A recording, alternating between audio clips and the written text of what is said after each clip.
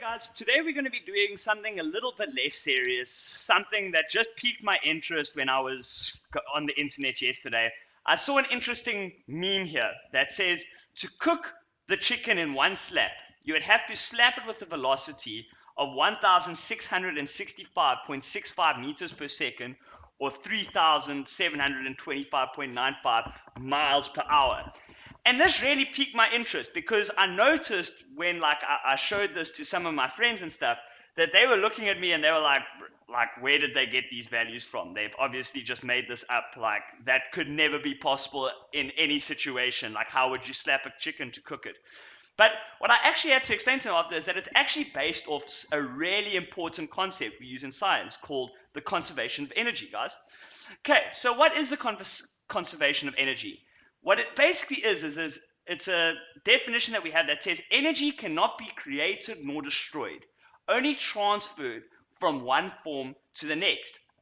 And in this previous example, we actually have two forms of energy that we're talking about here.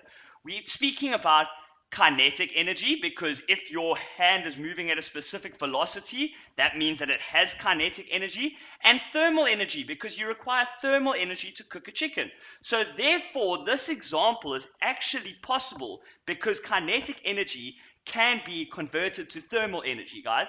And an example of this where you would actually see that is that when a bullet is shot, guys, is that there's so much combustion and stuff going in there is that the bullet actually gets hot because of the speed it is actually moving at. When it makes contact with the thing and it stops it from moving, when it was moving at I don't know what the speed of a bullet is, but I'm assuming that it's around about the speed of sound, so 160 meters per second. And when it hits the wall, all that energy has to go somewhere. It can't just dissipate into the air. Is that the bullet actually gets hot and you'll hear a sound from it. It's because that energy is actually being turned into, from kinetic energy into thermal and sound energy. But now, my question is, so how did they work out this value of 1,665 meters per second? Because, I assume it would take some complicated, science derivations and stuff like that. But it's actually really, really simple. They first found out how much energy is required to cook a chicken.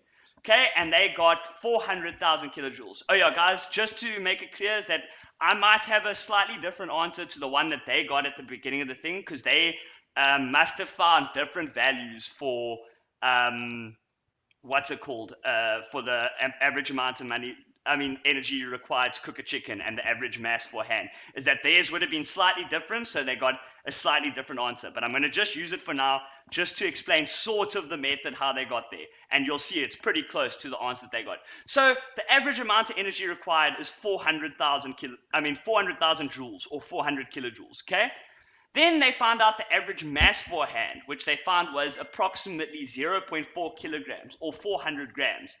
And since energy is conserved, all they needed to do was find out the speed at which the hand would have to be traveling to have a kinetic energy of 400 kilojoules.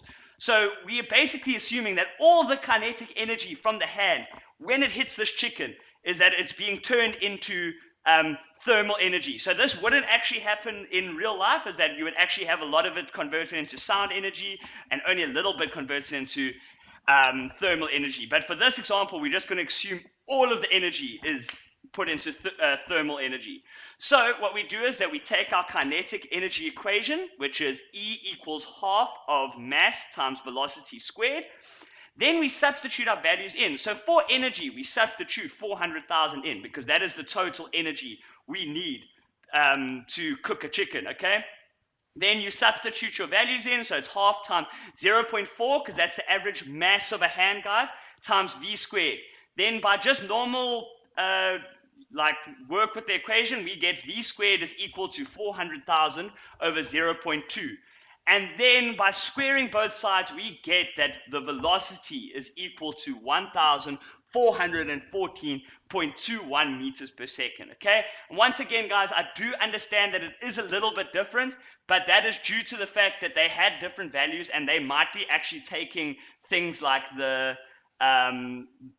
transfer of kinetic energy into sound energy into account, and they understanding that a lot of that energy is going to be going towards sound energy, so we do need a higher velocity to produce that.